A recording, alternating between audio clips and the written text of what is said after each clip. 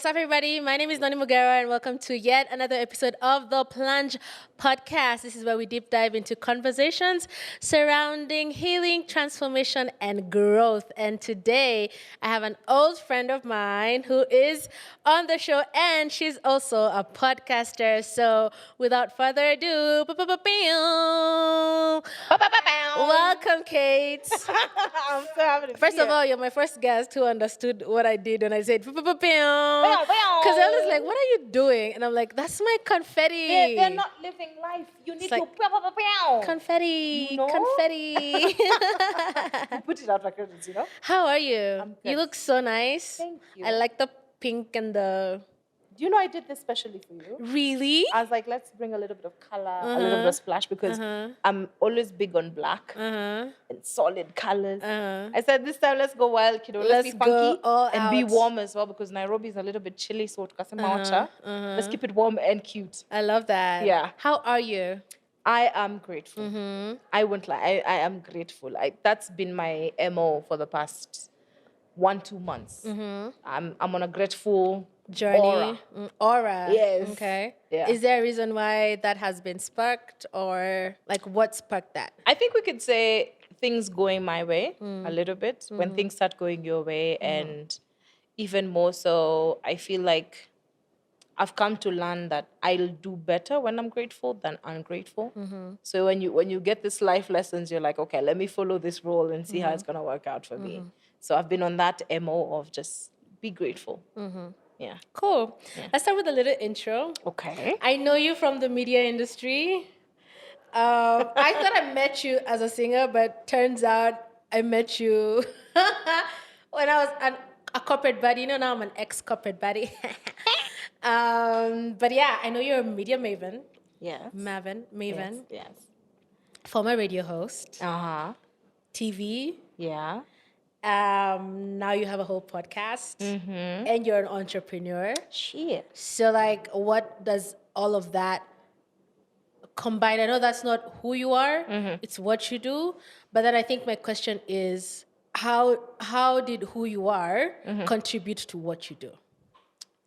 I think I always wanted to express myself a certain way. It was always easier for me to be on stage, either to mimic or be myself.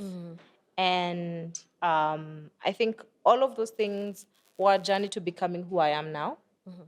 And of course, right now being a podcaster, I'm still a TV presenter. I just can't say the things yet, but y'all will see it. I can't say it yet, but yeah. So I'm still in traditional media, and I love it. It's still a way to communicate to Kenyans because remember, there's still a big chunk of Kenyans that are still consuming traditional media versus digital. So yeah, I think the media has been one of my best outlets for me to express Cate, her persona, or to speak to people in a language that they understand or they relate to. So yeah, it's been my best outlet. Yeah. I love that. And then I think I want to kind of like use a term that you used, you saying you're grateful, Yes. and using that as like a word to describe yourself or your journey where you are right now. Do you have maybe two more other words that you can use to describe where you are right now? Like, can we unpack? Because I feel like people know you from traditional media or Yes. from new media now. Yeah. But like behind the scenes, literally. Yeah. Literally behind the scenes, who are you in like either 2 words or 2 phrases? I think I'm a very ecstatic person. And what am I? I think I'm embracing. I'm ecstatic and embracing. That's what I do because I know anytime you're around, we're going to have a ball. We're going to have a good time. We're laughing, we're giggling, we're dancing, we're just having a ball. And the embracing factor is I kind of bring out the warmth of you're accepted when you're around me. You can be vulnerable around me. You can be yourself, naked and all. Okay, not literally, but emotionally. And think there's we no thought literal. there's no judgment in my base. It's like, oh, this is what you do. Let's listen. How did you land here? That's the kind of person I am. So I could say I have an embracing energy, and I'm a very ecstatic person. It's always a good time. Yeah. Did that come from somewhere, like from your childhood or Yeah. your upbringing, or is it something that you consciously chose to become? I think it stems from my childhood because a part of my childhood is a little bit blurry because it had a lot of darkness and happiness. But I'm those kind of people. You ever seen people in a jail, but when they're drawing a painting, it looks like flowers. You're like, how the hell are you in? So like half glass half full type Yeah, person. that's me. And that's why it stemmed to me being embracing and being a happy person. I chose the happier side of life. I could have chose the sadder side and just miserable side. But I chose to act like, me, I'm happy, I'm good. Because, all childhood have its own versions. You never chose where you were born or to the parents you were born to or family. But then with that being said, you choose, I'm going to be happy. So I think the embracing nature is that. And struggling with being understood and being accepted, I thought, how about I have that nature myself? That when people are around me, they feel accepted because I struggled to be accepted. So how about I do that for myself? When people are around me, they feel accepted. Yeah. Would you want to like unpack an experience that you went through where you felt like you were struggling, that people were perhaps misunderstanding you or they weren't getting who you are? Yeah. And like, how did you move over from that to you accepting yourself and saying, I'm choosing this? Like, do you have like and usually it's usually the experience that first pops up. Yeah. So don't use logic. I want you to use energy. So it's usually the first thing that popped up in your mind. That's what's going to kind of help someone out there. Where I Heal, felt unaccepted and I chose. Yeah. I think all my life, everywhere in life you become unaccepted because you step into new spaces, whether it's high school, whether it's uni, whether it's marriage, whether it's a workspace. You're always walking in to the unknown and what is normal. So for me, I think walking into high school, because people who know me from high school, when they see me, they're like, this is not the same girl. Girl, me and you both. Yeah, because the metamorphosis is real. And me, I say, that seems like more of a you problem. You're because triggering me. Metamorphosis, but I need to metamorphose. And it's funny, the version that they got in my 20s now in my 30s is different. And I'm sorry. They knew the caterpillar you, and now you're an entire butterfly. Yeah, that's what's up. That's exactly what happened. So I think every space I got into, I wanted to figure out myself. Like when I look back in high school, I was this corny girl, class clown. And I would pull out all kinds of accents because I was trying to find myself. I'm in the drama club. In the drama club, you're trying to find yourself. You're trying to figure out who are you. In a drama club, you're trying to create all these different characters. Personas. So you're doing personas. So you're mimicking. You're being other people. So people who met me at that time and meet me now, they're like, wait, this is not the same person. And that's okay. I don't have a problem with them. That's them. They experience that version of me. Good for you or good not. I don't really care. But struggling to fit in made me bring out these different personas of me. But in that, I discovered who I was. Because you see, growing up, and as I told you, it wasn't all happy. Every home has its issues. And now you're in high school, you're away from your parents. You can be who you want to be. So I chose this character that is a class clown, always happy, always fun, and that was me. And we went with that. So people experienced that. And it helped me fit in because now you're this funny girl who's always making jokes. It's good, you're fine, you're not a threat. And then now we moved to uni, we're creating ourselves. And I'm a lawyer by profession. Oh, I didn't know that. Yeah, I studied the law, and you see, that's a very strict profession. It's suit up. You don't wear colors like this. Right. So they don't nowadays, even in this day and age. They do a little bit. But remember, the Kenyan sphere is still a little bit still traditional. So even my closet still has that mindset. It's very black. It's very bland, very brown, beige. So then you're coming into this culture where you want to earn money and you want to follow the law. But there's this version of you that really loves media, so I threw myself into media. So people are struggling to find this girl, but she's finding herself. So, and that's why I decided, let me be an embracing person, because I can imagine At 16, who knows themselves? At 20, in uni, who knows themselves? Now, how about you have someone who embraces all these versions of you? That's why I chose to be a more embracing and ecstatic person. That's so wild that you say that, because I feel, even for me, that's like my mantra. But then I'm not as open with it as you are. Like for me, I'm more like, let me first get to know you, and then you'll realize, oh, I'm pretty cool. But like you're very open with it. Like even when you were meeting my friends a Yeah. couple minutes ago, Yeah. like anyone from outside looking in would have thought you've known them forever.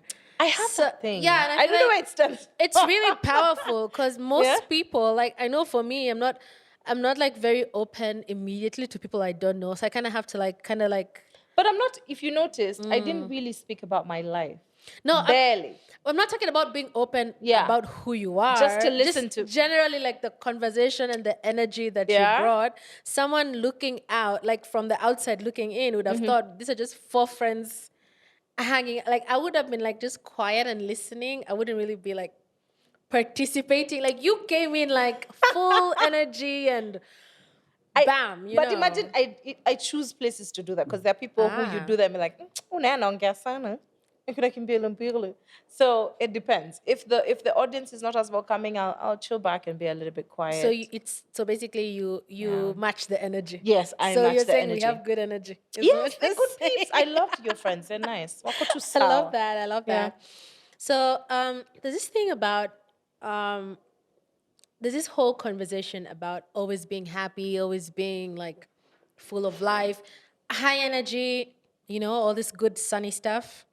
But then at some point in life, you have to like deal with like some of the, I call it shadow work, Yeah.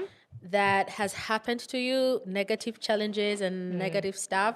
Yeah. How do you have a mechanism or a system that you use to help you maybe cope with, or help you like understand that you're not okay and making it okay not being okay? I'll tell you this, full confession. I have been out of work since 2020. I left radio in 2020. When COVID came, I was one of the people who got the slice. And I think that's when I realized I have been smiling through the pain. There's one of my YouTube videos of the end of 2019, because I got my job in 2019 and lost in 2020. Literally 1 year of a show. I wish they gave us a chance. And at the end of the video, at the end of the year for 2019 is when I did the video. And I was explaining to them how I've been so used to working in pain. I tell people sometimes it's sad when I say it, but I'm the kind of people to still walk with a broken leg. To do what? To still walk With with a a broken broken leg. leg. I have done it for such a long time. Women do it all the time. You walk in the pain. Like I'll have a headache, but I'm like this. Yeah. And I'm ecstatic and and I'm so used to it for such a long time that I never learned how to feel pain.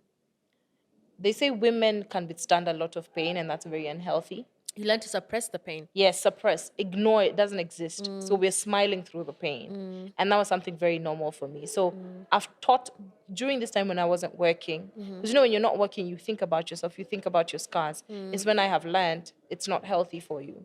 Because this ecstatic, happy energy is very unhealthy. Because then people think you're okay. Because I'm those friends who people call when they're in trouble. I hate that shit. I don't like it.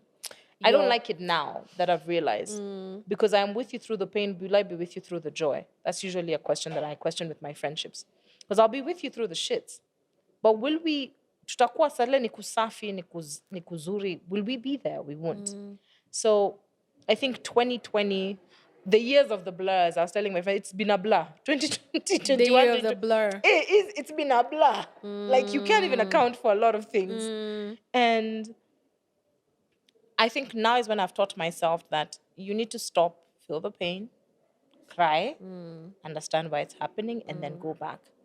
Because being ecstatic and happy for such a long time, people don't believe you have problems. I have this thing, and I don't know where the look comes from. Sometimes people think I am moneyed. I think I'm bowling. Rich auntie. I give off that vibe, and I'm coming like this. I'm smelling good. I'm looking good. So you're like, she can't be having problems. There's no way she's broke. My G, when I tell you what my accountant is struggling with, what we're doing with my accountant to Kingangana, Ujui. So that narrative of she's fine, scared me because people thought I'd be fine. So when I tell them, yo, I am really in shit, they wouldn't believe it. Because I look okay. And I never post my problems on socials. I don't do that. But you don't have to post that you're going through. You don't have to, but also you're human. It's not always hanky-dory. Rosy. Yeah. No one lives in La La Land. No one eats roses and grapes and your favorite wine. No. There's actually days where there are thorns on those roses. So I've never shown that. So for a lot of people, they used to think I'm good. I remember we got into a conflict with a friend of mine. I just got into an accident and I didn't post it on socials because I'd come from an event and I was looking really good. And I called her in the evening. I was like, shit, I was in a really bad accident. She's like, are you serious? I'm like, yeah. So what happened? And I told her, what to do, And the next day I posted just about the event. And she went quiet. And I was like, yo, I just told you I was not okay. She's like, but you posted, you're fine. I'm like, that's the post. That's not what actually happened. I can't tell everyone I was in an accident. But like, would you constitute that like as a real friend who really knows you, or a friend who knows you from social media? I had let them in my life enough to know that there was a difference. There are people who know the surface. But if I let you inside, you know what's up. A real friend they would know you're posting this because you're in this industry. Yeah. But they would know for sure there's no way Cate is okay.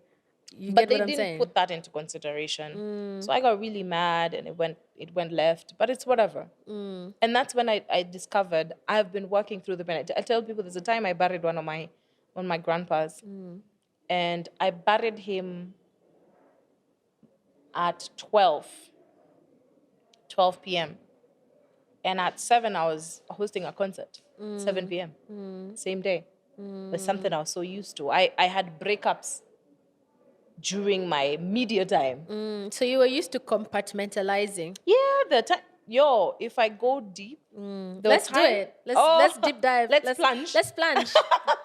There are times I was hosting my breakfast show, and the morning before I had one of the craziest entanglements or fights with my ex. And no one would know because I'm like, good morning, Kenya, how are you? It's Cate in the morning. So you can't tell. I'm playing music, we're laughing, we're talking about funny things, but y'all don't know where I'm from. Probably even have a black eye, but you can't tell because I have makeup on and we're smiling. You see, so I had to teach myself, and I'm so glad that I took that pause, those 2 years with, not working much, or no, because I got some good jobs in the middle, which I'm grateful for. But just that silence taught me to breathe and take it in like, yo, by the way, things have not been okay. Babe, cry. Because I wasn't crying. I was like this.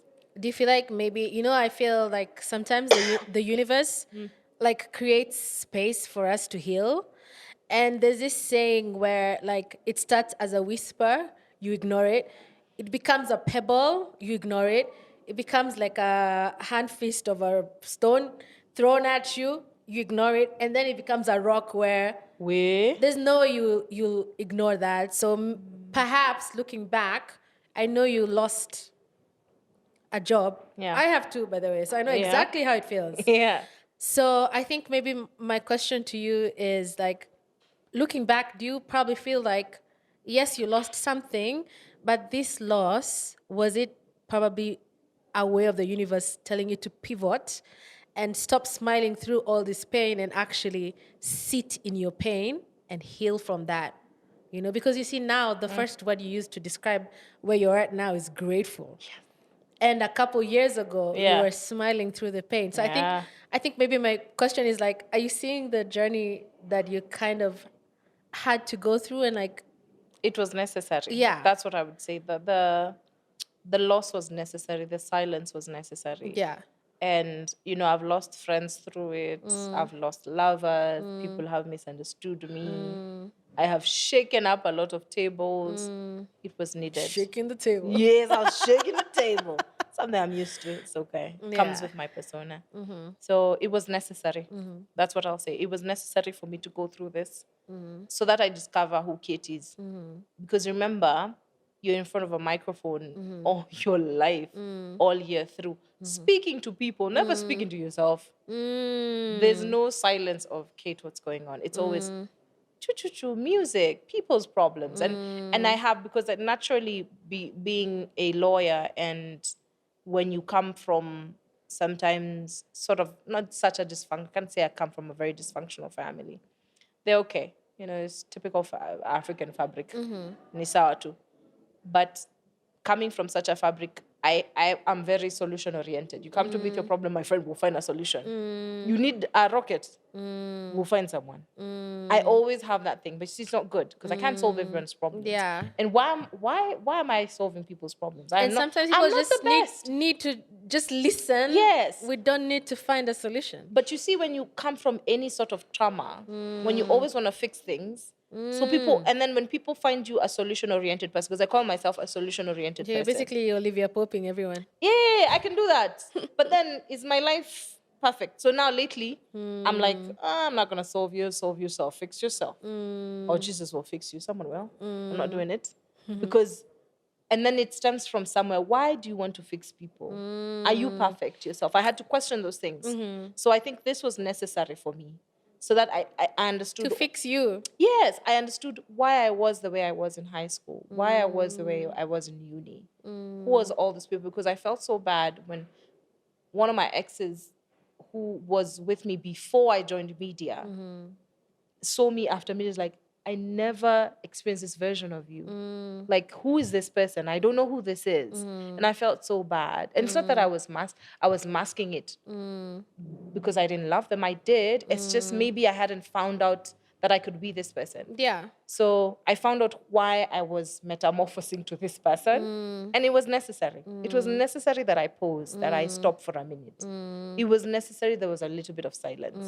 I needed it. I love that. Yeah? I love that for you. Because like Thank you. that's a point of healing, you know? Yeah? Yeah. Cheers, girl. Cheers to that. All right, cool. So you mentioned something about women and being strong. And first of all, I am not a strong woman, okay? I am as meek as they come. I am as gentle as they come. I wish you taught me that. I used to be the strong, listen, come with your... I feel like you're even describing me. But like after healing, I realized like I'm actually not. No. Like I am as gentle and as feminine as it comes. As they come. And so I think maybe my question to you now is, you mentioned the topic of women being the... They withstand pain. Right. What's your They stance? have pain tolerance. Listen, what's your stance on femininity? I am on it. I am with it. I need it. And can you be a feminist and be feminine at the same time? I think we really don't understand what being a feminist is.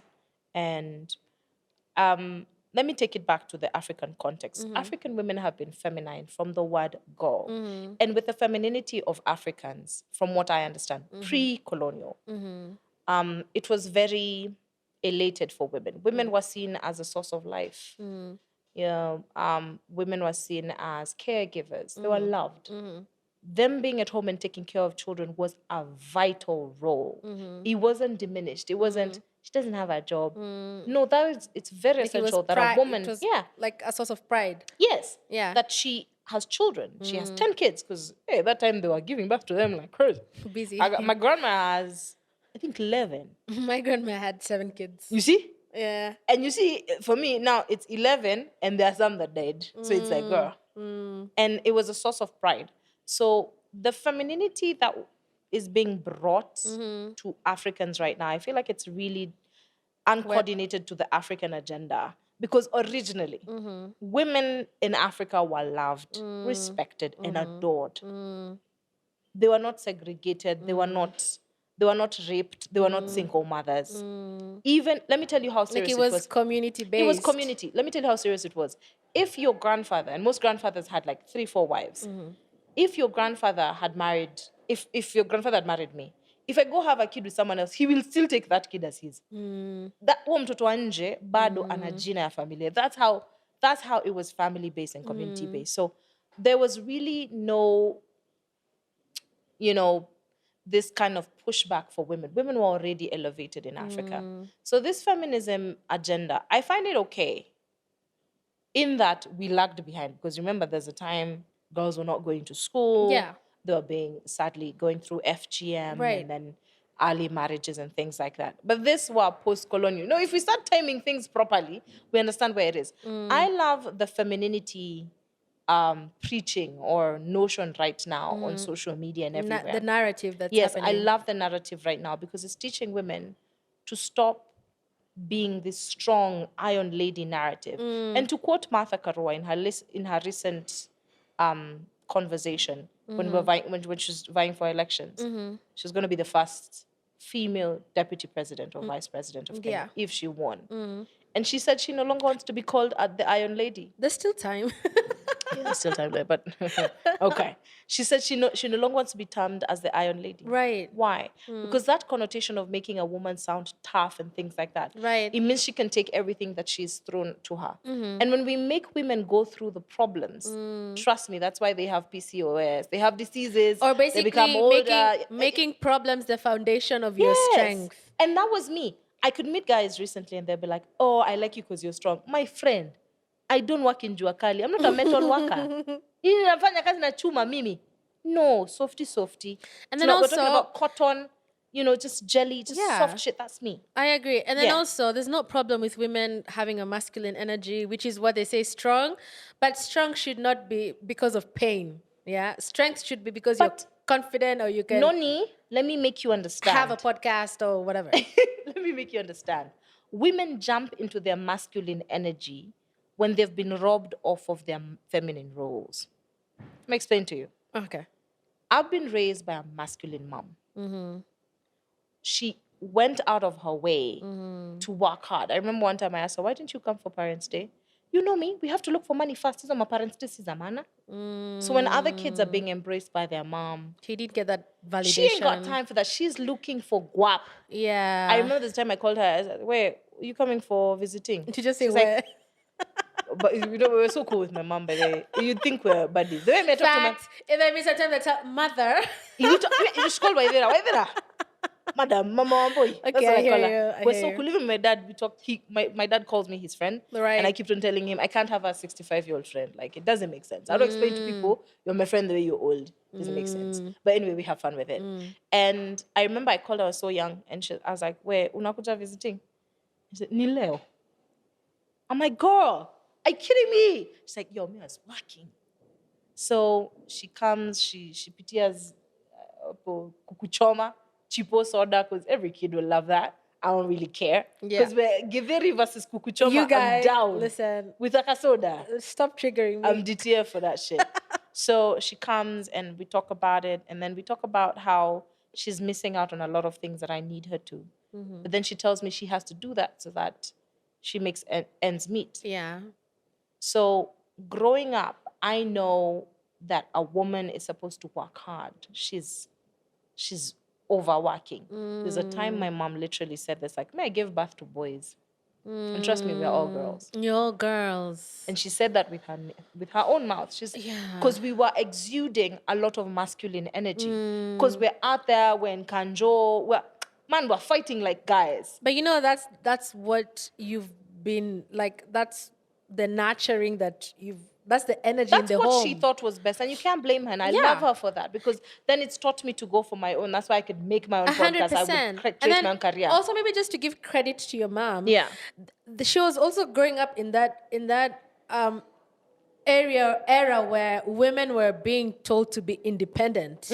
Because even my mom, she was like, I'm going back to school to get my master's and I'm going to get a bigger and better job. So even for me in my mind, I was like, I need to get a dope paying job and I need to make money.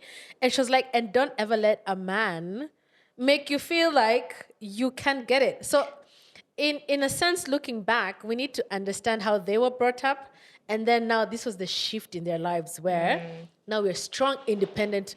There's even a song, all the women, You know, do you know when we were growing up is when Neo's song was really big? And I remember Yeah. I was either 15 or 16 when Miss Independent. Destiny's Child, all of them. I'm a survivor. So Yeah. we're teaching this You guys, that girls. was my karaoke song.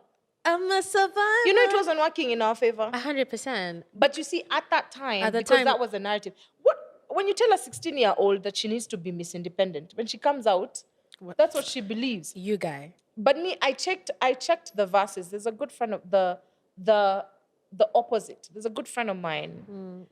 Sorry, the opposite of what? The opposite of my mom. Okay. Now her mom. Oh, okay. Uh-huh. And her mom was feminine. She was homely.